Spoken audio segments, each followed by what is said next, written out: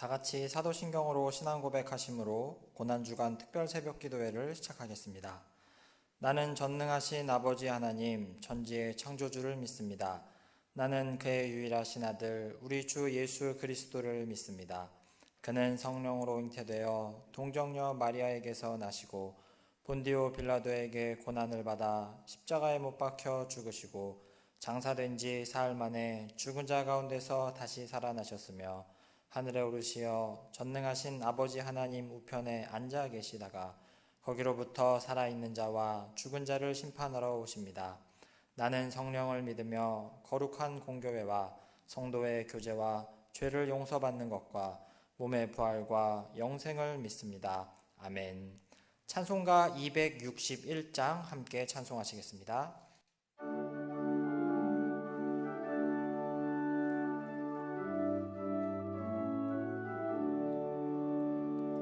이 세상의 모든 죄를 맑히시는 주의 보혈,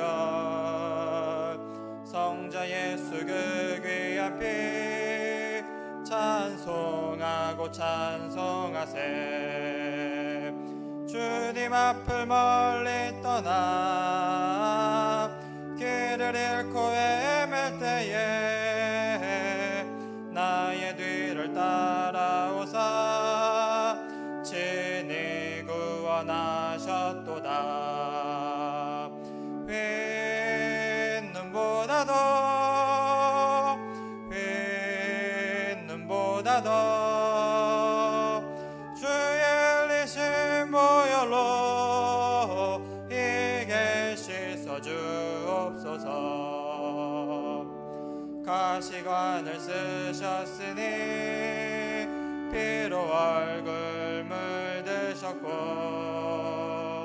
십자가에 모진 것도 나를 위해 당하셨네. 말로 형용할 수 없는 구세주의 구속하심, 그네와 그 신사랑 찬송하고 찬송하세. 흰 눈보다 더 주의 흘리신 보혈로 이게 씻어 주옵소서. 아버지를 멀리 떠나 바른 길을 저버리고 여러 가지 죄악으로 주홍같이 되었으니 물 같은 것 가지고는 씻을 수가 아주 없네. 주여 귀한 몸의 피로 날 정결케 하옵소서. 흰 눈보다 더 주의 흘리신 보혈로 이게 씻어 주옵소서.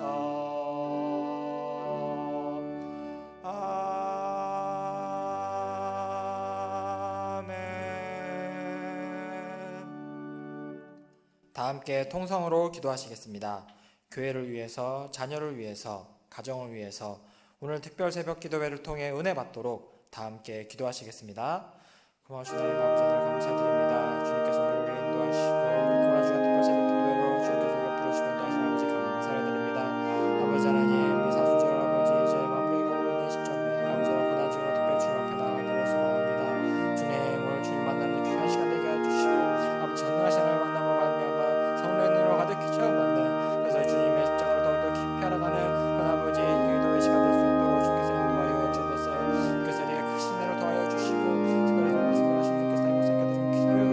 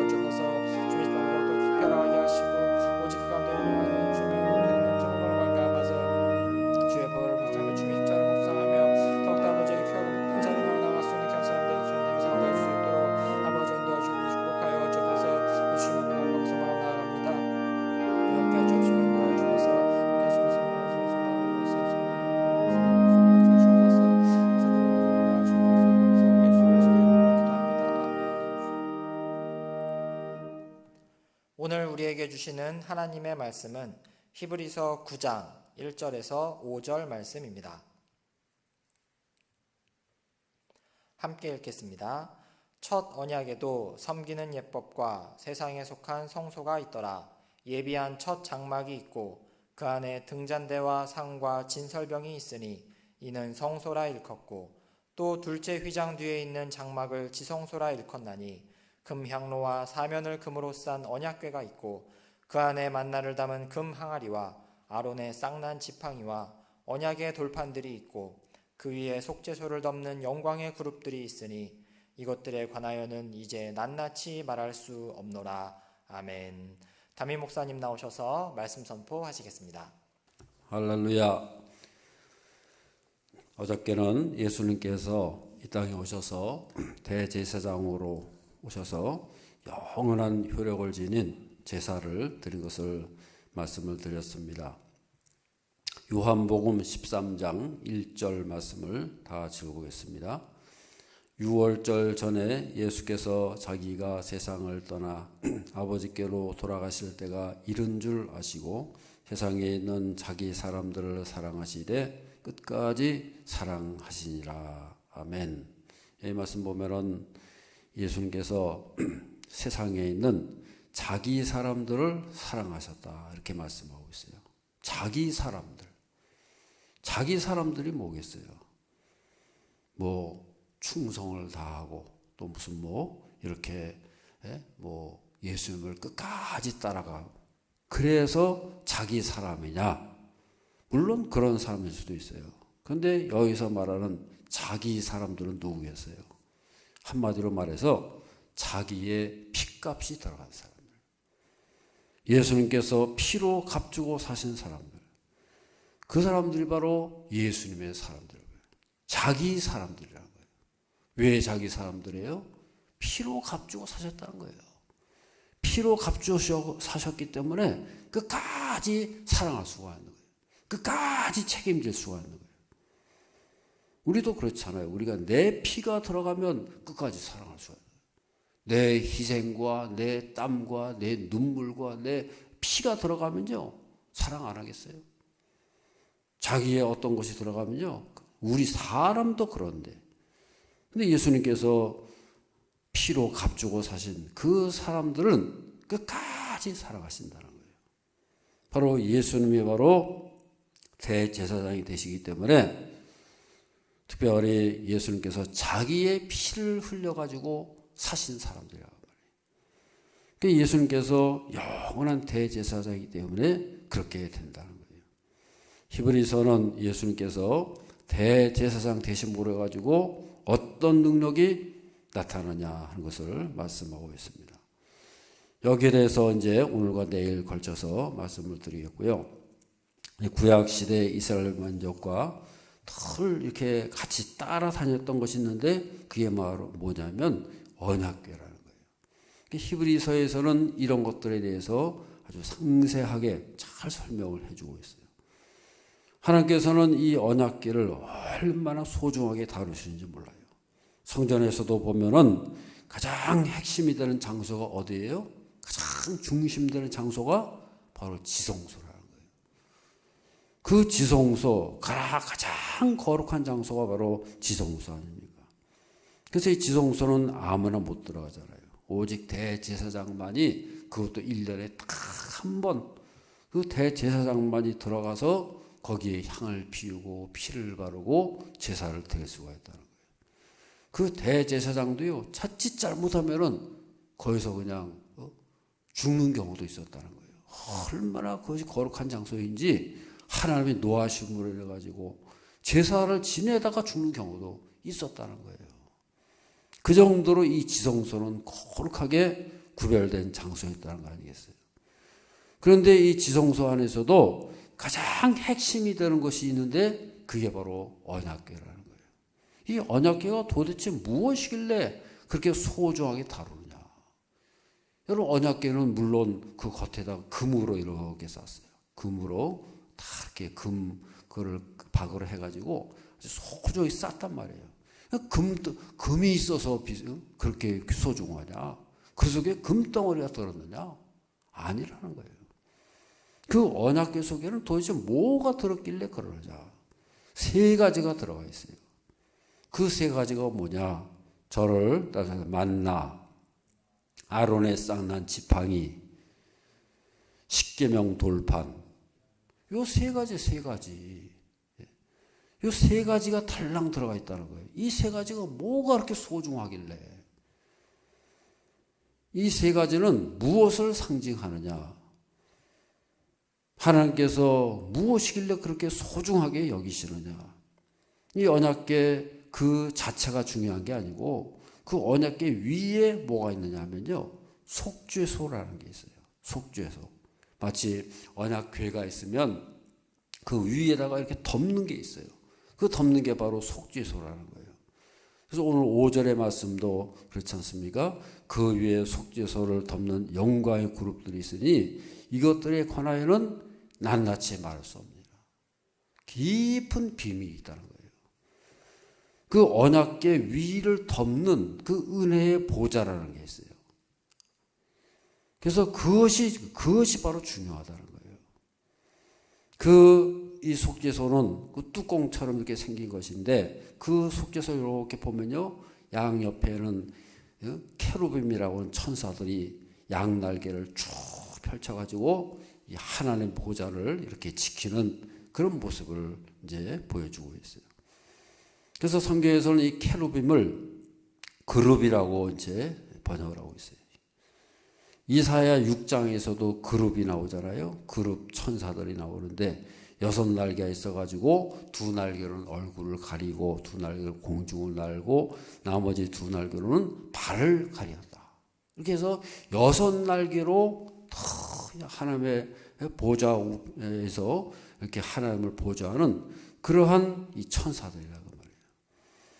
우리는 보통 언약궤에 대해서 단순히 하나님의 임재의 상징이라고 간단히 생각하기가 쉬워요. 근데 왜 그 자리에 임재하시냐고. 그 언약궤는 그 이상의 깊은 진리가 담겨져 있는 거예요. 그러니까 하나님께서는 왜 그토록 소중하게 여기시느냐. 그 위에 뚜껑처럼 생긴 것이 있는데 그게 바로 속죄소라는 거예요. 그 뚜껑, 이 속죄소 위에 바로 하나님의 보호자가 자리하고 있다는 거예요. 바로 그것이 중요하다는 거예요. 그 하나님 임재하시는 자리이기 때문에 그 자리를 은혜의 보좌다 이렇게 부르기도 하는 거예요. 하나님이 임재하시는 자리, 그게 바로 은혜의 자리라는 거예요. 다시 말해서 언약궤는 하나님께서 내려오셔서 앉으시는 보좌를 말씀하고 있는 거예요. 이 언약궤 속에는 그럼 뭐가 있느냐? 아까 말씀드린 대로 세 가지가 들어있다 그러잖아요. 참 이상하지 않습니까? 세 가지가 아니고 무슨 우리가 생각하면 대단한 보물이 있거나 뭔가 가치가 있는 그 뭔가가 있는 것이 아니라 딱 세 가지라는 거예요. 그럼 이 세 가지가 과연 무엇을 의미하느냐? 궁금하지 않습니까? 그 언약궤에 있는 이 만나가 있어요. 이 만나는 무엇을 의미하느냐? 다 인간의 본성을 말합니다. 인간의 속성, 인간의 죄악성, 인간의 연약함 이런 것들을 의미하고 있다는 거예요. 이 언약궤에 있는 만나가 뭘 말하냐? 하나는 광야에서 그 베푸신 하나님의 은총을 말씀하는 거예요. 이 세상에 여러분 누가 만나를 먹었겠어요? 이 세상에 어떤 민족이 만나 먹은 민족이겠어요? 그 많은 백성 중에서도요. 만나를 보고 먹어본 사람은 이스라엘 백성들밖에 없는 거예요. 그래서 이 만나는 뭘 말해주느냐? 하나님의 특별한 사랑과 은혜를 말해주는 거예요. 또한 동시에 이 만나는 뭐냐? 이스라엘 백성들의 탐욕을 상징한다는 거예요. 만나를 분명히 주셨어요. 주셨는데도 불구하고 만나로 만족하지 못하는 거예요. 그래가지고 애굽 생활을 늘 그리워하고 세상적인 것을 그리워하는 것을 말씀해주고 있단 말이에요. 여러분 만나로 말할 것 같으면 뭡니까? 한마디로 완전 식품이에요. 하나님께서 주신 선물이에요. 그거 하나만 먹으면 하루 종일 견딜 수가 있는 거예요. 그 속에 모든 것이 다 들어가 있어요. 만나 하나만 먹으면 다 해결되는 거예요. 근데 이스라엘 백성들은 뭐라 그래요? 그 만나도 싫다는 거예요. 그 만나도 이제 실증이 난다는 거예요. 민수기 11장 4절에서 6절 다 같이 읽어보겠습니다. 그들 중에 섞여 사는 다른 인종들이 탐욕을 품음에 이스라엘 자손도 다시 울며 이르되 누가 우리에게 고기를 주어 먹게 하랴. 우리가 애굽에 있을 때에 값없이 생선과 오이와 참외와 부추와 파와 마늘들을 먹은 것이 생각나거늘 이제는 우리의 기력이 다하여 이 만나 외에는 보이는 것이 아무것도 없도다 하니 그랬어요. 이 뭘 말하는 거예요? 만나도 지겹다는 거죠. 날마다 만나만 먹느냐? 여러분 생각해 보세요. 하나님께서 주신 거 최고의 음식 아닙니까? 하나님께서 어려운 일 알아서 얼마나 완전 식품, 최고의 식품을 주셨는데 이 이스라엘 백성들은 뭐예요? 이제 실증 난다는 거예요. 저 애굽에 있는 거 오이와 참외와 부추와 파와 마늘 먹었는데 그리고 또 고기도 먹었는데 뭐 먹고 싶은 거 달라는 거예요. 이미 주신 것을 만족하지 않고 없는 것만 찾는 거예요. 광야에서 여러분 만나를 먹었으면 얼마나 감사한 일이에요. 광야에서 어떻게 만나를 먹어요? 광야에서 여러분 뭘 찾아요? 지금 오이 찾고 참외 찾고 부추 찾고 파와 마늘을 찾고 있다는 거예요. 여러분 그런 것을 하나님께서 능력이 없어서 못 주시겠어요? 아니라는 거예요. 만나만 주실 때에는 뭔가 뜻이 있는 거 아니겠어요? 그런 이스라엘 백성들에게 하나님께서 어떻게 하시느냐? 메추라기를 주시잖아요. 그래서 메추라기를 다 먹고 나니까 어떻게 됐어요? 그 다음에 하나님의 진노가 따라오잖아요. 그래서 기브롯 핫다라는 곳에서 많은 사람이 죽임을 당하는 것을 볼 수가 있어요. 그래서 성경은 그렇게 말합니다. 탐욕을 부린 자들을 거기서 장사하였습니다. 하나님께서 이미 주신 것에 만족하지 않고 계속해서 탐욕을 부리는 거예요. 그래서 이 만나는 뭘 말하느냐? 이스라엘 백성들의 탐욕을 말하는 거예요. 주신 은혜를 덜 기억하지 못하고 없는 것만 찾아 헤매는 그런 인간의 탐욕, 인간의 교만 말씀하고 있는 거예요. 그래서 하나님께서 뭐라 그러세요? 이것을 언약궤 속에 집어넣어서 보관해라. 만나를 늘 바라보면서 그거 기억하라는 거예요. 사실 만나라는 건 뭐예요? 은혜의 상징 아닙니까? 그 은혜의 상징을 은혜로 받아들이지 못하고 탐욕과 심판의 상징이 되어버린 거예요. 그래서 하나님께서는 이 언약궤에 넣어가지고 후대에 너희 모든 백성들에게 이것을 기억하게 해라. 그런 거 아니겠어요? 그래서 우리는요, 이러한 이 만나를 바라보면서 이미 주신 하나님의 은혜를 더 기쁘게 바라보고 그것을 누리고 만족하면서 살아가는 그런 삶이 되어야 할 줄로 믿습니다. 만나에 만족하지 못하면요, 다른 아무 것을 줘도 만족 못하는 거예요. 이미 주신 은혜를 만족하지 못하면 그 어떤 것도 만족 못하는 거예요. 우리가 그것을 알아야 되는 거예요. 두 번째로 아론의 쌍난 지팡이가 거기 있었습니다. 여러분 아론의 쌍난 지팡이가 어떤 거예요? 민수기 16장을 보면은 광야를 지나는 동안에 이스라엘 가운데 반란이 일어납니다. 레위지파에 속해 있던 고라를 위시해 가지고 250명에 되는 그 지도자들이 반란을 일으켰어요. 그 명분이 뭐냐? 모세와 아론에 대해서 우리는 인정할 수 없다. 너희나 내나 똑같은데 우리도 하나님을 섬기고 너희도 하나님을 섬기고 우린 더 열심히 뼈 빠지게 일하는데 왜 너희만 하나님의 종이냐? 왜 너희만 특권을 가지고 있느냐? 한마디로 말해서 그런 거예요. 우리도 똑같은 종이라는 거예요. 민수기 16장 3절 말씀을 다 적어보겠습니다. 그들이 모여서 모세와 아론을 거슬러 그들에게 이르되 너희가 분수에 지나도다. 회중이 다 각각 거룩하고 여호와께서도 그들 중에 계시거늘 너희가 어찌하여 여호와의 총회 위에 스스로 높이느냐 그랬어요. 그러니까 이게 이제 고라 자손들의 이야기예요. 고라와 그 일당들의 이야기예요. 모세와 아론을 거슬러 가지고 이렇게 얘기했다는 거예요. 한마디로 너희가 우리나라 똑같은데 어떻게 너희만 그렇게 높이느냐 그렇게 말씀하고 있는 거예요. 이러한 반란에 대해서 하나님께서 무서운 진노로 다스리는 것을 말씀하고 있는 거예요. 어떻게 다스리느냐? 16장 20절 21절 다 적어보겠습니다. 여호와께서 모세와 아론에게 말씀하여 이르시되 너희는 이 회중에게서 떠나라. 내가 순식간에 그들을 멸하려 하노라 그랬어요. 누구를 멸해요? 그 사람들. 반란을 일으킨 고라를 위시한 250명의 지도자들을 내가 멸하겠다. 그래서 결국에는 이제 다 이렇게 저렇게 해가지고 그 진노의 결과가 어떻게 되는 거예요? 32절과 33절 다 같이 읽어보겠습니다. 땅이 그 입을 열어 그들과 그들의 집과 고라에게 속한 모든 사람과 그들의 재물을 삼키매 그들과 그의 모든 재물이 산채로 수월에 빠지며 땅이 그 위에 덮이니 그들이 회중 가운데에서 망하니라 그랬어요. 이 반란을 일으키던 250의 백성들이 어떻게 됐어요? 땅이 열리면서 그대로 생매장이 되어버린 거예요. 무서운 심판을 받게 된 거예요.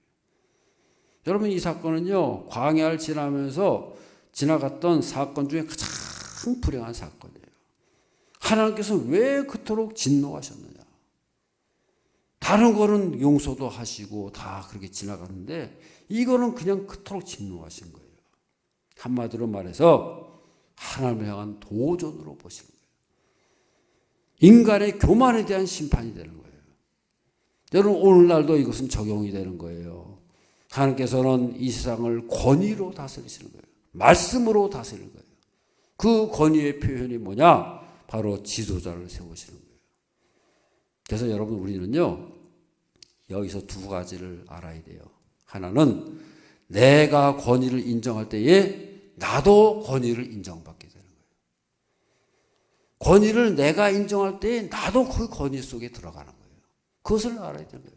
그 권위를 내가 부정하면 나도 심판받는 거예요. 내가 권위를 부정하면 나도 내 권위도 사라지는 거예요. 근데 사람들이 보통 어떻게 생각해요?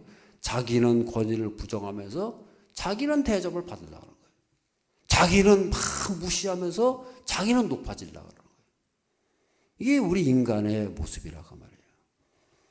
대통령이 헌법의 권위를 존중하지 않으면 자기도 존중받지 못해요. 심지어 하나님도 법을 지키시는 분이에요. 저를 하나님도 법을 지키신다. 하나님은 내가 법을 만들었으니까 법을 안 지키시느냐? 아니에요. 하나님도 철저하게 법을 지키시는 거예요. 마귀 사탄을 얼마든지 멸할 수 있지만은 멸하지 않습니다. 왜 그렇습니까? 하나님께서는 다 법칙이 있으신 거예요. 하나님께서 만들어 놓으신 규칙과 법칙이 있어요. 그 법도에 따라 가지고 다스리시는 거예요. 악하다고 해서 금방 멸하지 않아요. 또 한 가지는 하나님의 권위가 무시당할 때에 하나님께서는 심판을 하신다는 거예요. 그래서 하나님께서는요 이런 불행이 생기지 않도록 하기 위해서 조치를 취하는 게 뭐냐? 각 지파에다가 지팡이 하나씩을 다 가져오라는 거예요. 그래서 그 지팡이에다가 자기 지파의 이름을 새겨라. 그래가지고 지팡이를 가져오는데 12개의 지팡이가 모이는 거예요. 그 중에 하나에 아론의 이름도 새겨져 가지고 가져오는 거예요. 그래서 하나님께서는 어느 지팡이를 택하느냐?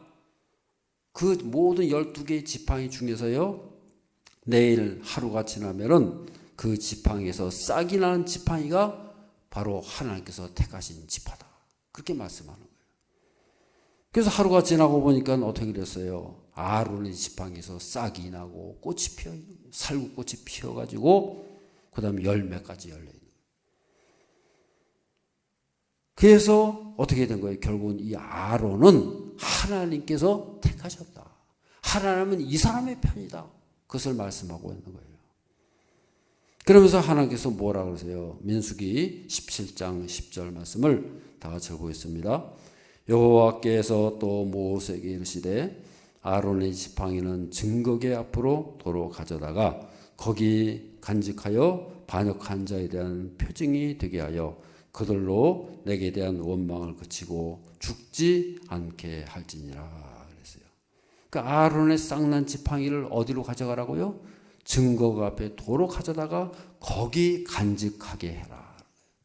영원히 기억하게 하라는 거예요. 쌍난 지팡이를 그냥 버리는 게 아니고 그것을 이 언약궤 속에다 집어넣어서 영원히 간직해라. 영원히 기억하라는 거예요. 하나님께서는 그 아론의 쌍난 지팡이를 오고 오는 모든 후손들에게 보여주면서 이것을 교훈으로 삼아라. 그것을 말씀하고 있는 거예요. 오늘은 이 언약궤 세 가지 중에서 두 가지를 말씀드렸는데요. 내일 계속 말씀드리고, 이 언약궤를 통해서 우리가 기억해야 될 것이 뭐예요? 저를 따르면 하나님은 살아계십니다. 그 언약궤는 뭐예요? 상징이에요, 상징이에요. 그 상징에 하나님의 임재하심이 나타나가지고 우리는 그 언약궤를 늘 바라보면서 어떻게 해야 되는 거예요? 하나님은 살아계시다. 이 가운데 우리 계시다. 그 언약궤를 통해서 하나님께서 역사하신다. 그래서 우리는 그 살아계신 하나님 앞에서 늘 그것을 바라보면서 살아가는 거예요. 저를 따르면 살아계신 하나님 앞에서 하나님을 만나며 살아갑시다. 기도하겠습니다. 사랑이 많으신 아버지 하나님, 하나님께서 행하신 일들이 얼마나 크고 놀라운지를 늘 기뻐하며 그것을 즐거워하며 살아갈 수 있는 저희가 되게 하여 주시옵소서. 언약궤의 비밀을 잘 깨닫고 늘 살아계신 하나님을 만나며 하나님 앞에 설 수 있는 저희 모두가 되게 하여 주시옵소서.